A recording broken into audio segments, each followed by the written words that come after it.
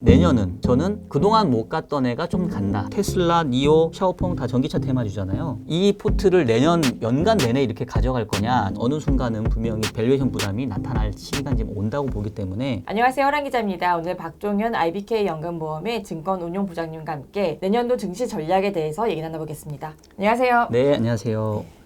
내년 주식 시장 전망을 어떻게 보시나요? 일단은 결론부터 말씀드리면 내년도 주가는 지금보다는 조금 더 업사이드 포텐셜이 좀 있다라고 생각을 하고 있고요. 어디 증권사의 목표치를 보면 지금 이제 3천 이상도 부르는 데가 생겼던데 그렇게까지는 보지 않다 하더라도 일단 추가적으로 주가 상승에 기회는 있다고 보고, 고민해야 될 거는 흔히 말하는 이제 주가의 움직임이 상고하저냐, 상저하고냐 이런 거 있잖아요. 그러니까 어느 때에 조금 더 우리가 비중을 확대할 거냐, 그 부분하고 그다음에 이제 어느 섹터에 비중을 넣을 거냐, 이제 요게 제가 봤을 때는 내년도에 우리가 상당히 고심해야 되는 그런 분야인 것 같아요. 일단은 상고하저죠. 하저까지는 모르겠지만 일단은 상고잖아요, 상고. 그렇죠. 지금 대부분의 전망 기관들을 보면 상고하저가 조금 약간은 많은 것 같고, 근데 이제 저도 예전에 증권사에 있었을 때 전망해봤지만 사실 상고하저 전망은 뭐냐면 상반기까지는 좋을 것 같고 하반기는 모르겠어. 맞아요. 네, 이겁니다. 그래서 하반기는 좀 차치하고, 그 대부분 상고하저의 전망일 때 제가 이제 과거의 경험을 이렇게 반추해 보면 예상대로 간 적이 사실 별로 많지 않아요. 그러니까 거꾸로 가든 내지는 조금 빨라지든, 근데 저는 조금 그 시장의 컨센서스가 모아지면 시장은 항상 먼저 가려고 하는 속성이 있다고 생각을 하거든요. 그래서 기본적으로 대내외 경제 여건을 살펴보면 내년도 상반기가 그래도 하반기보다는 좋아 보이는 건 사실이에요. 그래서 저도 상반기에 기회를 볼 건데, 저는 그 상반기보다는 좀 더 땡겨진 1분기가 그래서 좀 더 우리가 집중해서 투자를 해야 되는 시기가 아닌가 싶고. 1분기 상. 그렇죠. 나머지는 모르겠다. 예, 지금까지는. 왜냐하면 이제 밸류에이션에 따라 달라질 거니까. 목표하는 주가가 상반기가 아니라 1분기 중 내지는 1월 달에 먼저 가버리면 사실 그 뒤는 이제 없는 거거든요. 그래서 이제 그 부분을 좀 봐야 될 거고. 근데 또 시장이 앞서가기 때문에 그래서 지금 연말에 지금 이렇게 장이 좋은 거예요. 내년도 상반기에 좋다 하니 누가 기다리겠어요. 지금 이제 11월부터 외국인이 이미 사기 시작을 했고, 12월도 지금 장이 나쁘지 않은 이유가 내년 상반기를 좋게 보기 때문에, 제가 봤을 때는 내년도 투자를 염두에 둔다고 한다면 사실은 연말에 사서 넘어가는 게 맞다. 예, 그래서 저는 이제 연말 연초에 엔트리를 하려면 빨리 해야 된다. 기존에 들고 있는 거는 계속 끌고 가는 거 맞고, 일단 시기에 대해서는 그렇게 좀 말씀을 드리고 싶습니다. 11월부터 외국인 순매수세로 전환이 됐는데 네. 앞으로 더 들어올 걸로 예상을 하세요? 내년도에 그럼 이제 뭘 살 거냐, 그 다음 얘기하면서 자연스럽게 이제 연관이 되는데, 저는 개인적으로 내년도에 섹터나 종목을 선택하는 기준이 제일 큰 게 저는 외국인을 두고 있거든요. 외국인이 사야 될 종목을 사야 된다? 맞습니다. 외국인의 귀환을 저는 가장 큰 모멘텀으로 생각을 하고 있고요. 올해 주식시장에서 외국인들이 거래소 시장에서만 25조 원 정도로 순매도를 보였어요. 반면에 개인 투자자는 45조 정도.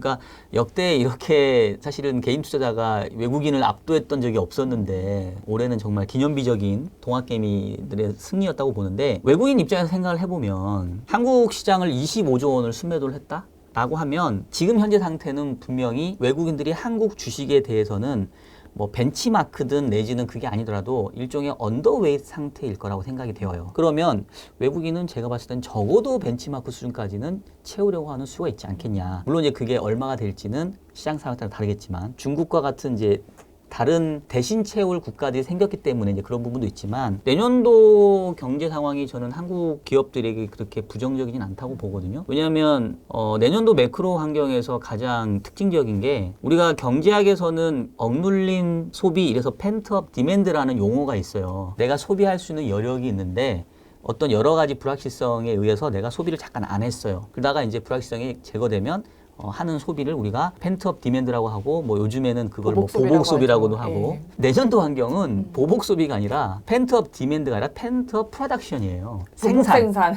예, 왜냐하면 공장 문 닫았으니까. 그렇죠. 그래서 소비는 이미 코로나 이전 수준을 거의 회복을 했거든요. 근데 그러다 보니까 나타나는 현상이 뭐냐면 재고가 없어요. 그렇죠. 예. 뒤늦게 이제 내년에는 어느 정도 경제가 코로나에서 벗어난다고 한다면 재고를 확충하기 위한 리스타킹을 하기 위한 제조업 수요가 내년도에 기대가 되거든요. 원가가 높아지는 상황이 올 수 있겠네요. 뭐 그럴 수도 있고, 그게 제품 가격 상승으로 이어질 수도 있고. 뭐 예, 그것 약간 좀 후행해서 있을 수도 있는데, 근데 이제 그 얘기는 제가 봤을 때는 기본적으로 제조업 베이스를 가지고 있는 한국 네. 기업들, 또 주요 핵심 기술력으로 선도하는 기업들에게는 제가 봤을 때는 긍정적인 것 같고, 그럼 외국인 입장에서 뭐 살까?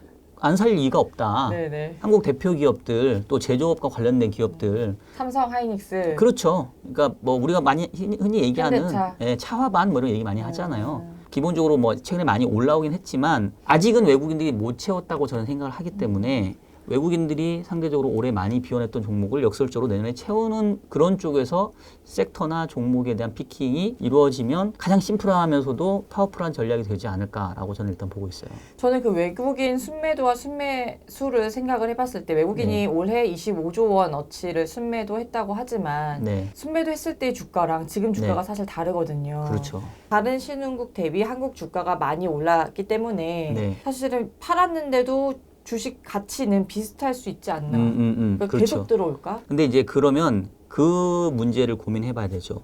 내년에 유동성이 신규로 공급되냐 안 되냐. 그러니까 지금 그러니까 플로우 개념을 생각해 봤었을 때 만약에 사실 올해만큼 내년에 전체 유동성이 늘어나진 않을 거예요. 왜냐하면 올해는 연준이 3월부터 6월 말까지 3개월 동안 쏟아부은 자금이 뭐 3조 달러가 넘으니까 이거를 내년에도 넣는다? 이건 아닐 건데 그럼 그렇다고 해서 유동성을 줄이느냐? 그건 아니거든요. 그리고 올해는 어떻게 보면은 위험자산과 안전자산이 동시에 모든 자산 가격이 올라오는 상황이었어요. 그러니까 하물며 뭐 최근에 금이 조금 조정받고 있긴 하지만 안전자산의 대표라고 할 수 있는 금 가격도 사상 최고치를 올해 경신했었고 주가도 마찬가지고. 그렇죠. 그 얘기 뭐냐면 이놈 사도 돈이 남고 저놈 사도 돈이 남으니까 돈이 다 산 없죠, 거거든요. 아무래도. 근데 내년에는 유동성은 올해만큼은 아니더라도 그래도 여전히 연준의 스탠스를 감안해보면 또 FOMC 얼마 전에 있었던 회의 내용을 봐도 계속해서 유동성은 풍부하게 가져가 줄 거거든요. 그러면 어쨌든 간에 플러스로 들어온 유동성은 있고 거기서 이제 자산 배분을 할 때 올해는 위험자산, 안전자산은 그냥 무차별하게 올랐지만 내년도는 펀더멘탈리 봤었을 때는 안전자산보다는 조금 더 위험자산 쪽에 저는 유리한 환경이라고 보고 있기 때문에 네. 그러면 외국인들이 신규로 한국 주식에 대해서도 매입할 수 있는 그런 여력은 충분히 있지 않겠냐라고 저는 개인적인 판단을 하고 있어요. 경기 회복 때는 사실은 이제 경기 민감주, 가치주가 더 상승 여력이 있다라고 볼 수 있는데 네. 국내 주식에서도 이제 외국인들이 주로 살 종목들은 이제 어떤 종목들이라고 좀 더 보세요? 스타일을 본다고 한다면 뭐 대형주냐 중소형주냐 그다음에 뭐 성장주냐 가치주냐 뭐 일단 스타일로 봤을 때는 업종은 따로 차치하고 그렇게 봤었을 때는 저는 중소형주보다는 대형주 성장주보다는 가치주 정말 외국인이 살 것 같은 예. 제조기업들, 그렇죠. 1등 제조기업들 중심으로. 그러니까 뭐 우리가 뭐 흔히 얘기하는 뭐 삼성전자, 하이닉스, 뭐 현대차 뭐 이런 기업들이 제가 봤을 때는 어쨌든 간에 선두에 서지 않을까 왜 싶고 배터리 빼셨어요? 배터리요? 예, 배터리도 너무 있고 올라서? 아니요, 뭐 배터리도 뭐 나쁘진 않은데 이제 앞서 얘기했던 것처럼 이제 저는 약간 이제 언택트보다는 조금 이제 컨택트에 이제 가깝게 간다고 하면 좀 덜 올랐던 종목들이 조금 더 간다고 보기 때문에 배터리 나쁘게 보고 있지는 않은데 상대적인 기회 차원에서 본다고 한다면은 올해 덜 올랐던 것에서 내년도에 기회를 좀 찾는 게 좋지 않을까. 순서는 반차화네요, 반차화. 그렇죠. 일단 반이 앞으로 가야죠. 서학개미들은 어떻게 전략을 짜야 될까요? 일단 이제 현황을 말씀드리면 올해 서학개미들의 탑5 종목 최근 기준으로 업데이트해 보면 테슬라, 애플, 아마존, 뭐 니오, 샤오펑 뭐 이런 정도예요. 약간 전기차 테마가 그렇죠. 여기 좀 전기차 테마가 뚜렷하죠. 예, 뚜렷한 형태인데 주식은 제가 봤을 땐 둘 중에 하나거든요. 가는 놈이 더 간다. 내지는 그동안 못 갔던 놈이 간다. 둘 중에 하나를 꼽으라면 이제 내년은 저는 그동안 못 갔던 애가 좀 간다. 그런 차원이에요. 제가 지금 계속 말씀드리고 있는 국내에서 일반적인 똑같은 얘기는 거가 똑같은 현상이 이제 네네. 해외 해외도 주식에서도 그렇습니다. 마찬가지로 일어날 것이다. 예. 가치주가 좀 더 갈 거다. 그렇죠. 그래서 서학개미들이 테슬라, 니오, 샤오펑 다 전기차 테마주잖아요. 뭐 이걸로 지금 많이 쏠려 있는데 이 포트를 내년 연간 내내 이렇게 가져갈 거냐? 저는 그거는 어느 순간은 분명히 밸류에이션 부담이 나타날 시기가 이제 온다고 보기 때문에 그러면 이제 역설적으로 지금은 살짝 이제 그 이외에서 조금 기회를 갖는 게 낫지 않냐라는 차원이고요. 그래서 뭔가 생산과 관련된 소재 뭐 이런 쪽 이런 그다음에 이제 뭐 원자재 중에서도 산업용 금속과 관련된 그러니까 생산 활동이 활발해지면서 수혜를 볼 수 있는 그런 업종에 대한 투자가 조금 더 유리하지 않겠냐. 저는 일단은 그렇게 보고 있어요.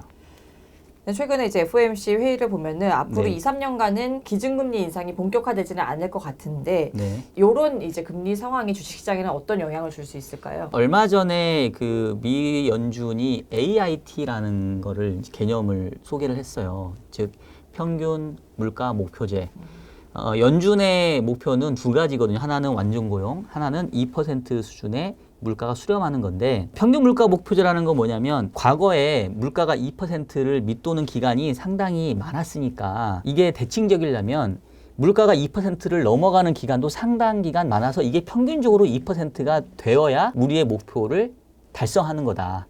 그러니까 그 얘기인즉슨 지금 현재 물가가 2%보다 훨씬 안 되니까 앞으로 물가가 2% 넘어갈 때까지 계속해서 통화정책은 분부를 떼겠다는 거거든요. 금리 인상은 제가 봤을 때는 뭐 몇 년 동안은 택도 없는 것 같고 실제로 2008년도에도 2008년부터 금리 인하한 다음에 그 다음번 금리 인상이 2015년 7년 뒤였거든요. 올해 지금 금리 인하가 끝났고 앞으로 몇 년 생각해 보면 제가 봤을 때는 점도표에는 2023년 가면 뭐 금리 인상을 검토하는 그 위원들도 있던데 그것도 좀 쉽지 않아 보이고 유동성 공급하는 것도 요번에 성명서에 보게 되면 예전에는 상당 기간 동안 양적 완화, 국채와 MBS를 사주겠다고 했는데 요번에는 지금보다 더 훨씬 더 상당한 경제의 진전이 있을 때까지 현재의 양적 완화 프로그램을 유지하겠다는 거예요. 그러니까 그거는 훨씬 더 오랜 기간 동안 채권을 사주겠다는 얘기거든요. 그래서 그 얘기는 뭐냐면 내년도에도 진짜 유동성 풍부하겠다. 금리가 향후에 인플레이션에 대한 우려를 반영해서 올라갈 수는 있겠지만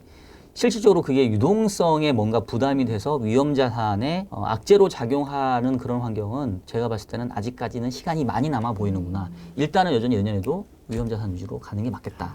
주식시장에는 돈이 더 몰릴 것이다. 이렇게 예. 보시는 거네요. 이게 사실 기준금리와 시장금리가 항상 일치하는 게 아니잖아요. 시장금리가 기준금리를 이렇게 이끌어내는 막 이런 기세 싸움을 할 때들이 많은데 네. 내년에는 그런 상황이 펼쳐지지는 않을까요? 시장금리가 튈 수 있는 어떤 변수들은 없나요? 지금 일단은 미국의 수익률 곡선, 일드 커브를 보게 되면 사실 상당히 가파른 형태예요. 미국의 그 단기 쪽 금리는 거의 기준금리에 붙어 있다시피 해요. 0% 정도. 지금 미국의 10년짜리 금리는 0.9 정도. 그러니까 그 우리나라 기준으로는 10년짜리가 1.7이지만 미국은 이제 10년 0.9% 정도거든요. 그러면 절대 금리로는 10년짜리 금리가 여전히 1%가 안 되니까 되게 낮은 수준이지만 기준금리하고의 스프레드를 생각해 보면 사실은 되게 많이 이 스프레드가 좀 벌어져 있는 겁니다. 통화당국은 계속 낮은 금리 수준을 유지한다고 하는데 장기 금리는 저 위에 가 있으니까 뭔가 괴리된 환경인 것 같긴 한데 사실은 이게 좋은 현상이에요. 기본적으로 이 채권 시장에서의 수익률 곡선은 미래에 대한 경기의 기대치를 반영하게 되거든요. 장단기 금리 차가 벌어졌다는 얘기는 지금 당장은 금리가 낮은 수준을 유지하지만 향후에는 경기가 좋아지고 인플레이션 환경이 와서 금리가 올라가는 모습일 거야. 그러니까 장기 금리는 먼저 올라와 있자 이제 이런 거거든요. 그래서 지금처럼 장단기 금리 차가 벌어져 있는 거를 뭔가 통화 정책이 역행한다. 뭐 시장이 먼저 그 기준금리의 인상을 뭔가 유도한다. 이제 이렇게 저는 생각되어지진 않고 현재의 통화 정책이 효과를 내서 그만큼 미래에 대한 경기에 대한 전망을 밝게 하고 있고 인플레이션에 대한 기대 심리를 키워주고 있기 때문에 그래서 저는 현재 커브가 가파르다고 생각하거든요. 시장과 그 연준과의 뭐 기세 싸움으로 지금 상황을 판단하기는 좀 어려운 것 같고 시장금리가 갑자기 좀 튀어서 그게 좀 리스크가 될 만한 건 없겠냐. 그 리스크는 딱 하나예요. 결국은 인플레이션에 대해서 중앙은행이 통제권을 잃게 될 정도로 가파른 인플레가 온다고 하면 그럴 수 있습니다. 그런 상황이 내년에 갑자기 펼쳐지기는 어려울 것 같아요. 일단은 가능성은 좀 낮긴 한데, 근데 내년도 2분기가 조금은 그 시장 참가자들이 약간 이러다가 생각보다 빠르게 인플레이션이 오는 거 아니야? 라고 한 번은 긴장할 타이밍이 있어요. 이유는 이제 올해 2분기에 코로나가 상황이 터졌기 때문에 기저효과로 내년 2분기가 모든 게 다 급격하게 좋아지는 때기 때문인 거죠. 그렇죠. 예. 근데 그게 예상 수준이 아니라 예상보다 훨씬 더 높게 나오면 그 말은 즉슨 경기 회복 속도가 예상보다 훨씬 빨라지는, 빠르면 그렇죠. 이런 거죠. 지금부터 조금 전혀 그 가능성이 없다라고 얘기하기 힘든 게 사실은 물가를 가장 크게 이끄는 하나의 변수를 꼽으라면 유가거든요. 지금 유가가 WTI 기준으로 한 48불까지 올라갔어요. 어느새. 올해 3월달에 유가 마이너스까지 갔던 저 기억하시죠? 맞아. 그날 하루 동안 마이너스라서. 얼마나 웃겨요. 유가가 그럼 뭐 인내서 빨리 이걸 뭐 돈을 받고 오히려 유가를 사야 되는 상황인데 마이너스 아니더라도 거의 빵에 가까웠던 유가가 벌써 48불 갔는데 코로나 직전에 얘가 한 65불 정도였거든요. 근데 지금 65불이 거의 빵원 갔다가 지금 48불까지 왔는데 지금 정도의 유가가 만약에 내년도 2분기까지 유지된다.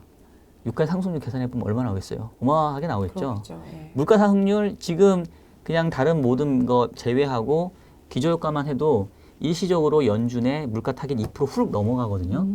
근데 제가 아까 서두 얘기했던 것처럼 AIT, 평균 물가 목표제니까 연준은 쏙 쿨하게 우리 이거 예상했고 뭐 이 정도 원래 물가 오르는 게 당연해. 기저효과가 있으니까. 그렇지만 하반기엔 떨어질 거니까 우리는 대응 안 할게. 이게 이제 기본적인 어떻게 보면은 전망이고 컨센서스인데 연준이 보기에 야 그래도 너무 심한 거 아니야? 그리고 유가가 지금 48불이 아니라 만약에 내년 2분기에 어떤 요인에서 60불 뭐 가까이 있다고 하면 생각보다 빠르게 물가가 튈 수 있고 그러면 하반기에 물가가 낮아지는 그 부분도 일정 부분 하방이 막히거든요. 시장 금리가 야 연준이 인플레이션을 2%의 타겟팅을 해야 되는데 AIT 이러면서 저렇게 인플레를 조장하네. 그러면 향후에 통화 긴축은 뒤늦게 하게 되면 적당한 수준에서 막을 때보다 즉 뭐 호미로 막을 걸 가래로 막게 되면 금리 인상이 더 끝단이 가팔라질지도 몰라. 그런 생각이 들면 이제 장기 금리가 급등할 수 있거든요. 결국에는 이제 연준이 인플레이션을 우려하기 시작할 때 그렇죠. 그게 이제 시장 금리가 튈 수 있는 변수가 될 수 있다. 그러면은 지금 시장 금리도 사실 2분기에 튈 수 있는 뭐 가능성도 있다 이렇게 얘기하신 거는 사실은 경기 회복 속도가 굉장히 가파를 거다라고 생각하시는 것 같은데 아닐 수는 없나요? 경기 회복 속도가 생각보다 더딜 가능성은 없나요? 딱 하나가 있죠. 백신이죠, 백신. 백신의 그 안전성에 뭔가 의문이 제기되면. 그러니까 사실은 지금 뭐 나오는 뉴스 플로우는 3상 결과 뭐 95%,